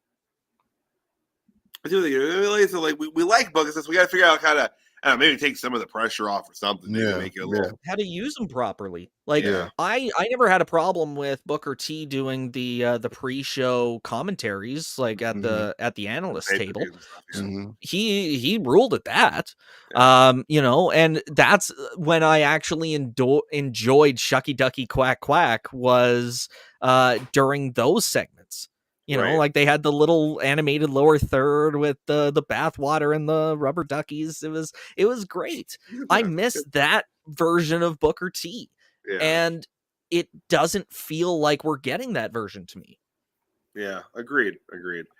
But before we hop into our jobbers and making stars of the night, we had one more quick backstage segment there with was it James and Izzy Dame, JC Jane and Nix. All backstage, just having a good old laugh about Thea Hale. And then after Jane and Nix left, the other two got jumped by Finley Hallen and Kiana Jordan. What? What was her name, Tyler? Sorry, guys. Sorry, guys. It is it's midnight here. Oh God, it is too. Holy shit. Oh, Jesus Christ. Fallon Henley. Yes, Fallon Henley. And Kalani Jordan. Thank you. I mixed NXT. I swear to God, like that's one thing. If I have one little complaint with how they do things in NXT, it's the names sometimes. Like there's such a similarity in names that I trip over more NXT roster names than any other set of wrestlers I've ever had to talk about in my life. But yes, getting jumped in due time. Quick little backstage brawl. This is worse. So CJ, I don't know if you know this, on Raw, I have a tendency to mix up Kathy Kelly and Jackie Redmond. Oh, okay, yeah. Yeah, I've done that multiple times. So these sorts of things happen from time to time. Again, yeah, no, and I think I'm pretty sure I've called you out on it a few times in support of my Canadian resident. But I don't know where I was headed with that. No, it's it was a decent segment, like just a continuation of the story. We knew that they were revenge oriented. Oh, that was another thing we didn't talk about. The outdoor segment between Jensen and Fallon Henley. Yes. Yeah. Yeah, so Jensen was leaving the building and Fallon Henley followed him out and they had a bit of an out. And the sense that I got from the comments that Jensen was making was that he kind of resents the success that Fallon Henley and Josh Briggs are getting, which I almost felt sympathy for him until I remembered he floated the idea of splitting up the group, because he and I remember he said, you go chase your success and go be stars, and they put their hands in and then walked away, and he was the one still there. So I don't feel as sympathetic for him. And I get like that's what they're trying to do, what they failed and have still been failing to do with Ridge Holland, which we didn't talk about his Instagram video either. Yeah. But with Jensen, like I think him being defended by Briggs is the closest they're able to get right now with him garnering any sympathy. Any genuine sympathy. Right. Yeah, he kind of was the odd man out on that split, but I don't know, with them kind of walking back Briggs' heel turn, it's hard to say what they have planned for them as a pair or maybe even as a group again in the future. But after Jensen stormed off, then Kalani Jordan approached Fallon Henley, and she was all fired up, wanting a fight with Dame not Izzy Dame, Kalani. Oh my God, I'm blanking now. This is harder than it looks. That's what he said. Shucky Ducky. Quack quack. Oh God. But yeah, she was rearing for a fight, and of course that led to the segment that we were initially talking about, the backstage brawl. Context. But yes, the Ridge Holland thing too, that Instagram video where he just still trying to garner sympathy, and I don't care. No. Like he was teasing something next week where I don't know if it was implying that he was retiring or what the deal is, but I don't care. I don't. I understand completely. No, right there with you. Keep it with Sean Spears. Yeah, well, and that was like when Sean Spears was sitting in the locker room and Gacy poked his head out. First thing that popped into my head was, well, didn't take long to dispatch of Ridge Holland after all. Sean Spears is already off on to the next thing, and what's Ridge Holland doing? I guess we'll find out next week, but And that segment is a great transition into the jobber of the night, which for me is Ridge Holland. I just had an idea, and I hate to take the steam out of your sails. Gen 1 of the Dirt Sheet Radio NXT Rewind had the Constable Corbin of the night. I think this new era, Matthew, if you agree, we should enact the Ridge Holland of the night. Damn. Poor Ridge. Are we not essentially making him the eternal jobber of the night? Like he would take the choice away from you for the next few weeks. You know what? Here though, if Baron Corbin can redeem himself in our eyes, maybe this is the inspiration that Ridge Holland needs to really fuel his own comeback. He's got to shed the Dirt Sheet Radio Jobber of the Night title. I swear to God, if that's why Baron Corbin turned it on like he did. I'm gonna make this graphic, and then next week Ridge Holland is gonna have the best match of his fucking life. Watch. Oh my God, he's gonna align with Sean Spears and just go on a tear. And Ridge, listen to me, bro. I'm the only one with your best interest at heart here. Hey, Sean Spears thing. Hey, look, you just stay there.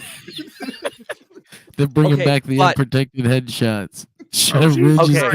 Ridge is gonna hold your hands down. God damn. Oh my.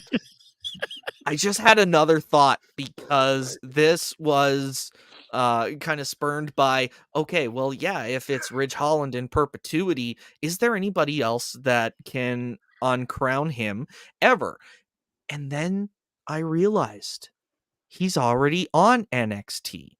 I think, because we haven't seen Trey Bearhill in forever. No, we have not. We have not seen Trey Bearhill in quite some time. So, I mean, at least Ridge Holland is getting on TV. Trey Bearhill, unfortunately, I don't watch Level Up, so I don't know if he's on there. but maybe he's on the house show circuit getting experience. But he was in the breakout tournament for a hot second and then got taken out. And then he tried to get retribution against Lexus King and failed. And I forgot how mad I was. The fact that, oh God, and I'm blanking on his name. He took, what's his name, down with him? Eddie Thorpe. Yeah, Eddie Thorpe. I haven't seen Eddie Thorpe in a He while. took Eddie Thorpe down with him because he also hasn't been seen since. So before you go making that graphic for Ridge Holland, I think I changed my own mind. And I now nominate Trey Bearhill to be our jobber of the night. He hasn't wrestled since March 2nd on an NXT live event where he got beaten by Tavion Heights. Oh, not even sure who that is. He was also in the breakout tournament. Yeah. I don't know who any of these fucking people are. Eddie Thorpe is worst off. He hasn't wrestled since December 13th, 2023, where he got defeated by Dijak in that NXT Underground match. Brutal. These guys are fired. I hope not. They're so good. Carl Fredericks didn't even get a chance. Genuinely, I would be pissed if they released Eddie Thorpe. Like they dropped a ball that was literally served to them on it was in a fight pit. That's what it was. The ball couldn't have rolled away. It was in the pit, and they still managed to drop it. Agreed. But Ridge, my jobber of the night. Guys, who do you have in that place this evening? Also Ridge. Fair enough. Man, my jobber of the night was going to be Tony D'Angelo because of the promo, but Ridge, they trying to give you a permanent award up here, my boy. You got to do better. You got to do better. It's Ridge Holland. Y'all changed my mind just for that, man. I can only defend you for so long, Ridge. I wore him down. Only defend you for so long, my boy. I see the writing on the wall for your greatness, man, but you're going to have to go crazy. It is what it is. Maybe and genuinely, I hope that's what's next, but I just don't have faith. Hey, who knows? So, Sean can pull it out. We'll see. Sean's got a good head for what he's doing on there. He'll figure it all out. But that'll move us into our mega stars of the night. And gentlemen, who did you guys have as your mega star tonight? I'll go first because it's going to be quick. Axiom and Nathan Frazer were my mega stars of the night. You know why? Because after their match, there was nothing that could follow it for me. I tried. I tried to re-engage myself after that match so many times, going to get something to drink or whatever. But that match was the highlight of the night for me. So it was hard for any segment, include even a Trick and Mellow thing. Felt, I don't know, it's just like they sacked the energy out of the episode for me. So for that reason, they're my mega star tonight. Kudos to them, for real. They definitely put themselves on the map as far as my household and who I'm going to be looking for NXTs every week. Yeah, and I was going to agree with you until the Heritage Cup match. And I got to give mine to Drew Gulak.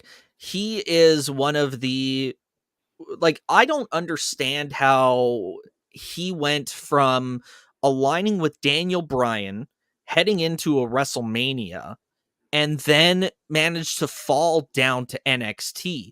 But I'm glad that he did for the sole reason that it brought us the No Quarter Catch crew.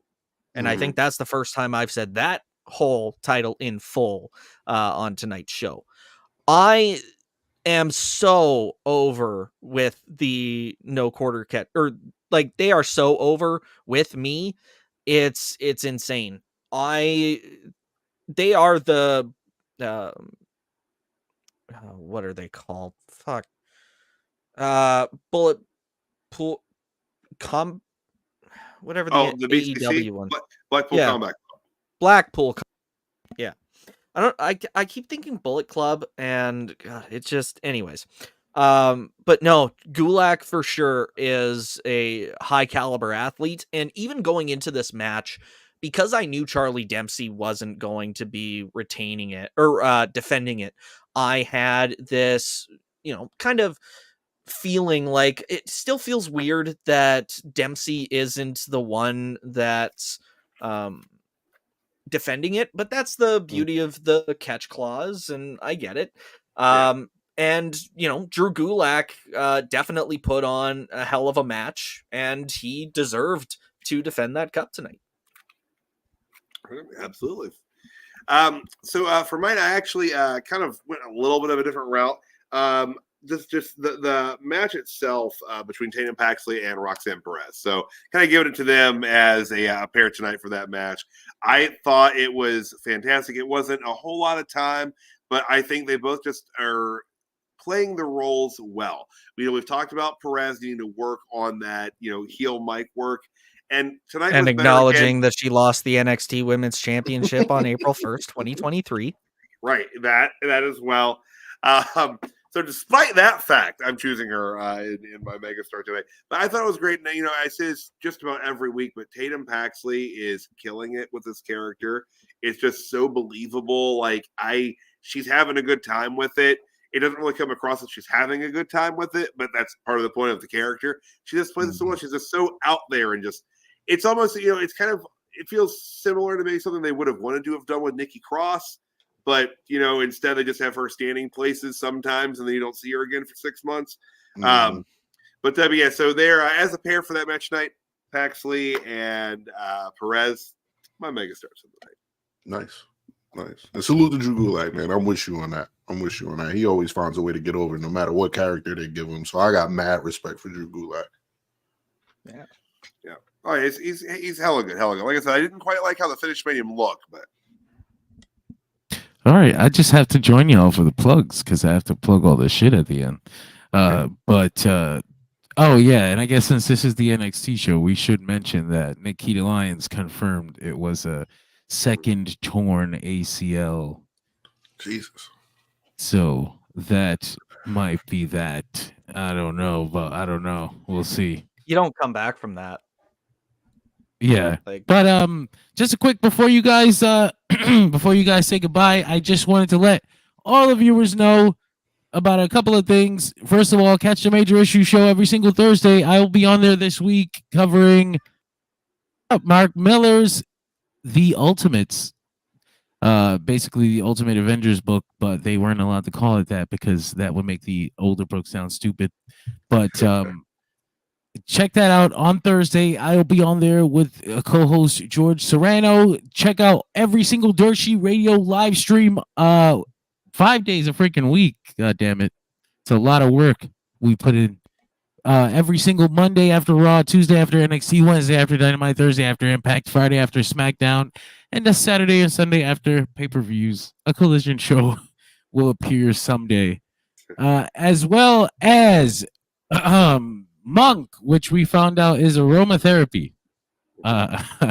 Check out dirtmonk.com /DSR10 for your Monk aromatherapy. Finally, check out the Delphin Pod podcasts on Delphin Pod websites. Just Google Delphin Pod. They've got all types of cinema and pop culture podcasts. Revenge of the Sequel, Countdown to Skywalker, Countdown to Infinity. They're doing a Bad Bad show. They got a whole lot of shit going on, including Dirt Sheet Radio. So check them out. Shop DSR on Shopify, because I don't like to charge y'all for content that doesn't make sense. Like a Patreon, we're just fans. So shop. When are we getting our Hickenbottom High shirts on I sale, love it. John? I'm gonna get my wife to draw something and put it on a shirt. Beautiful. Absolutely, we'll figure that out. And finally, I'd wear that with pride. Sponsored by all your moms. Thank you all for coming. Brought to you by Christian Cage. Wow. Oh man.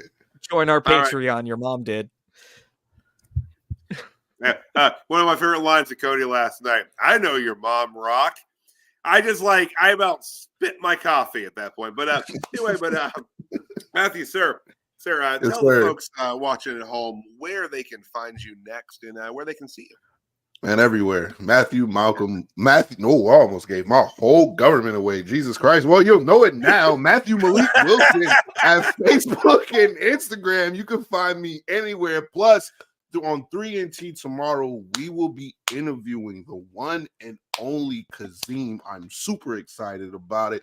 If you don't know, Megan, he's a super Knicks fan, going to be at Wale Mania, also on Peacock with WWE content. So you got to know who he is. It'll be a pleasure to ask him some questions, pick his brain, especially because I'm a Knicks fan myself. So we're going to be looking forward to that. It's the 3-ski. Hell yeah, hell yeah. CJ, sir. And yeah, CJ Carter 22 on Twitter. I'm here every Tuesday rewinding NXT. I'm here on Dirt Sheet Radio every Friday night as well, rewinding Friday Night SmackDown and the occasional PLE and pay-per-view. Stand and Deliver watch along taking place April 6th. So we'll be here for that. Looking forward to recapping WrestleMania. Night 1 for sure. Hopefully I can swing night 2, but we'll see. I don't know what the host assignment's going to be yet, but definitely WrestleMania at some point for sure. Right on. And I am Tyler, the Pro Wrestling Hipster at PW Hipster on most platforms, but the Pro Wrestling Hipster over on Facebook. I'm here every Tuesday night with these fine gentlemen breaking down NXT. Also on Monday nights breaking down Raw. And much like CJ, a lot of the PLEs, I'm not quite sure how it's going to break down. I'm hoping to do a lot the weekend of WrestleMania. But, we've got the Stand and Deliver show at noon on WrestleMania Saturday. So I'm not quite sure what we're doing with that. I don't know if we're going to do a recap of that or if we're going to do perhaps a watch along, because that's going to put it relatively close to Mania. So I'm not really 100% sure what the plan is. We will be watching along. Hell yeah, Absolutely. watch along. I Yeah. didn't get to do the chamber watch along. I was a little bummed out about that, but so hell yeah, that'll be fun. It'll be a good time, guys. We'll have fun. Yeah. Now, was that 12 p.m. Eastern? Yes, that is 12 p.m. Eastern. So 11 a.m. Central, 9 a.m. Pacific. Yeah, so I'd say it's an early show, guys. I guess It's gonna be 9:30 Mountain Time. Yeah, it's gonna be a long day of wrestling because WrestleMania is a long show anyway. But it's gonna be a fun time though. But gentlemen, appreciate the conversation about professional wrestling as always, and want to thank all the folks that watch us live and stick with us through the entire show. That's why we're here, guys. We do it for you. Appreciate you. We'll see you next week, guys. Have a good rest of the night. Yeet. No yeet. Well, yeet if I want to. You're not my mom. You can yeet if you want.